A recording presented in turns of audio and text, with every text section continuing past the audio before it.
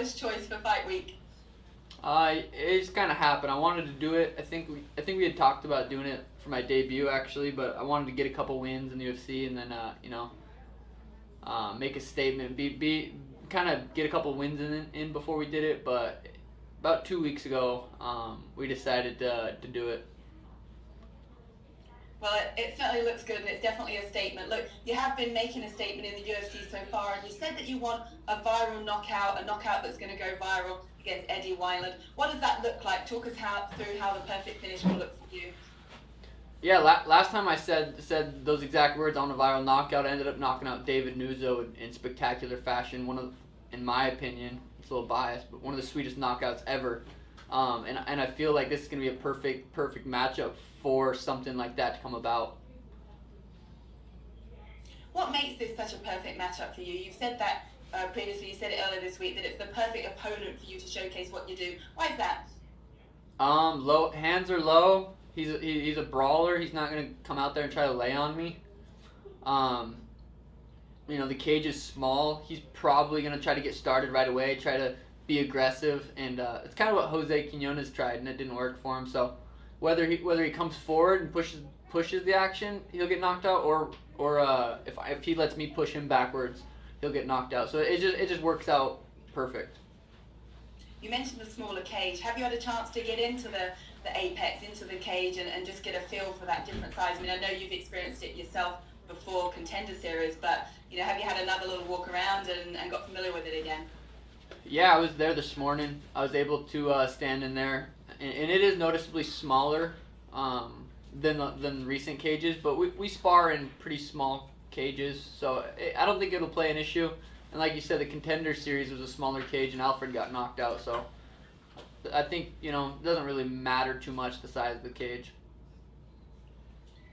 Now, do you think the stakes are higher for you in this fight than they are for Eddie? I mean, Eddie's been around a long time, he's trying to sort of stay in amongst it, but for you, you're on this surge upwards. Is there a certain amount or a feeling that, the stakes are high for you, especially given the other bantamweight talent that are on the UFC 250 card this weekend? Yeah, the stakes in the bantamweight division are super high right now with those other fights. Cody, Asuncao, Aljo, and Corey. But I feel like I'm kind of taking a lot of the hype away from those fights, even, which is good. That's what I'm here for, is pure entertainment. And the nice thing is I have the real legitimate skill level to back it up. It's not just the crazy hair and the tattoos and the personalities. I have legitimate high level mixed martial artist skills. So I'm excited to go out there and show that and keep climbing up. And what will a win here do for you in terms of climbing up? What sort of opponent do you think it gets you next? Have you allowed yourself to think ahead a little bit as to what name you might call out if you get that opportunity on the mic afterwards? I'm pretty good about keeping focused on the fight I have ahead of me, especially with Eddie. In those little gloves, anything could happen. But we haven't thought about too much for who's the next opponent. It kind of depends on how we get out of this fight. If I'm injury free and ready to go in a couple weeks, a month, we'll see who's coming off a win, and there's a lot of things that play out. If Fight Island happens, then we can start looking at other opponents not inside the United States. So right now you're pretty limited. But I think it doesn't really matter who I fight next. It's going to be a big fight. It's going to be exciting. People are going to want to watch. So I don't think it matters too much who I fight next. Talking of Fight Island, is that something that excites you? It kind of depends where it's at. If it's somewhere where it's going to be super hot and just not comfortable and I have an option, I don't know. It would be kind of hard to turn it down. Just to do it once. Fight Island's going to be legendary. It's hard to turn down fights in Vegas, though, if they continue to do them here. 4-hour drive, have my own vehicle. They put us in a nice hotel this time, and it's hard to beat. Well, your stock and your confidence is growing all the time. We love the confidence. It's infectious. What message do you want to give to your fans that will be tuning in to watch you? Yeah, just tune in. That's it. That's all you got to do is tune in, and it's going to be exciting. We look forward to it. Best of luck. Thank you very much. And we'll take our next questions from Agni and Georgiev with Max Sports Bulgaria. Sean, in 2017, you made 4 fights, 2 of them in UFC, and in the next 1.5 years, you fought just twice. How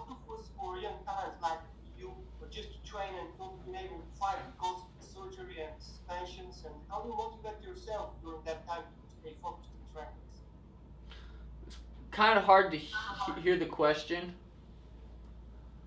Could you repeat? I got most of it, just like the end of it. Okay, I was asking, in the last 2.5 years, you've got just 2 fights. For a young talent like you, was it tough just to train without fights because Okay. of the problems with the surgery and the suspensions, and how do you motivate yourself to do only the trainings? It wasn't hard to continue to train for a while there. Right after the news that I wasn't able to fight, it was definitely a little depressing, and it wasn't like I was getting up in the morning excited to go to the gym. I did stay pretty consistent shortly after, but a couple weeks after, I was back to, okay, I'm going to fight again. I know that 100%. I'm going to eventually fight again, and I don't want it to get there and me look back and wish I had trained and taken advantage of all this time to get better. And that was my mindset for probably 95% of the whole 2 years. And I did have 2 surgeries within those 2 years, and I think those 2 surgeries helped me become the athlete that I was, the full potential of the athlete I could become. I think that's a huge part of why I'm so successful, is how athletic I am. And I had some injuries that wasn't allowing me to be that athlete. And then I really upped my jiu-jitsu, my diet, my discipline, and everything within those 2 years. So I really look back and think of that as a positive experience rather than a negative experience. One last for me. What was your New Year resolution? You started very impressively in 2020, but what are your plans for this year? Yeah, I'd like to, get out of this fight just like last fight, healthy, and fight in a couple months, couple weeks. It depends how healthy I get out of this fight. I'm in such good shape right now. If I can go in there and get an early first round knockout and have no injuries, I don't see why I can't fight in a couple months. So maybe fight 2 more times this year would be ideal. Thank you, Sean. Good luck. Thank you. We'll take our next questions from Roman Modrowski with ESPN. Hi, Sean. Hey, I want to get your thoughts on how you see the Sandhagen-Sterling fight unfolding, and I want to see what your prediction for that one is. Yeah, when it's that high level of MMA, it's hard to predict. Both those guys are such high level bantamweights that it really could go either way. In the smaller cage, I think that gives Aljo a little bit it benefits him a little more. But I think Corey's footwork's gonna. It's so hard to say, but I do see Corey winning. I think he's just a little bit better on the feet, and he's gonna be able to move around and hit, not get hit. We have similar styles in that sense, so I think he'll be able to get the job done. But I wouldn't be surprised if Aljo gets it done. Okay, thank you. And we will take our next question from Alistair Bishop with MMA Republic.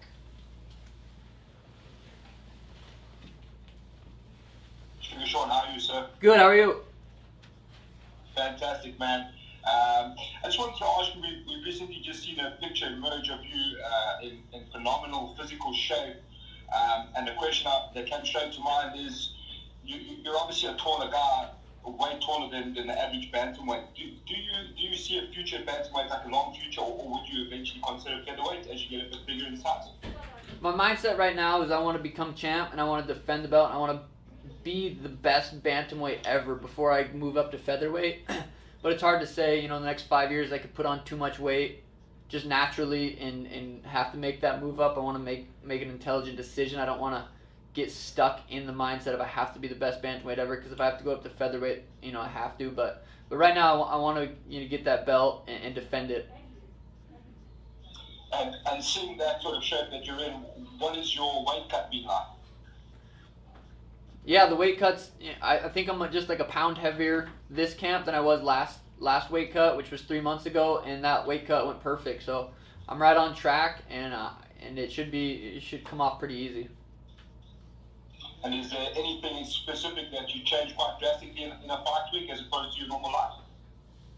No, this camp went just like last camp. I didn't spar as much, but with not sparring as much, I'm coming into this last fight. I think I said I was like 95% healthy. I had couple little stingers from sparring. I don't have anything. I'm I'm pretty much 100% going into this fight. So I didn't spar as much, but I'm more healthy. And I'll take that any day. And the last one for me, Sean. We heard Chase Cooper before. You mentioned time on the contender series. Do you think that mentally gives you a slight advantage as to know what to expect in the Apex, having gone through the contender series?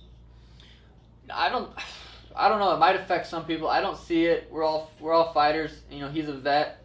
I feel like a vet. I've had over 30 fights since I was 16 years old. I've fought in cages. I've fought in rings. I've fought in, all different. I don't think it matters. We're both gonna show up and fight, and I don't think the size of the cage is gonna really play a difference too much. Fantastic. Thank you, and all the best. A lot of South Africa will be tuning to watch you fight, and good luck, man. Thank you. I appreciate it. And we will take our last set of questions from Rodney Edgar with Cage-Side Press. Hey, what's up? I know we're running out of time here, so I'll just keep it brief. So you talked about lack of sparring, man. Tell me a little bit more about that. Is this something that's new to your training camps? And if so, why take that approach?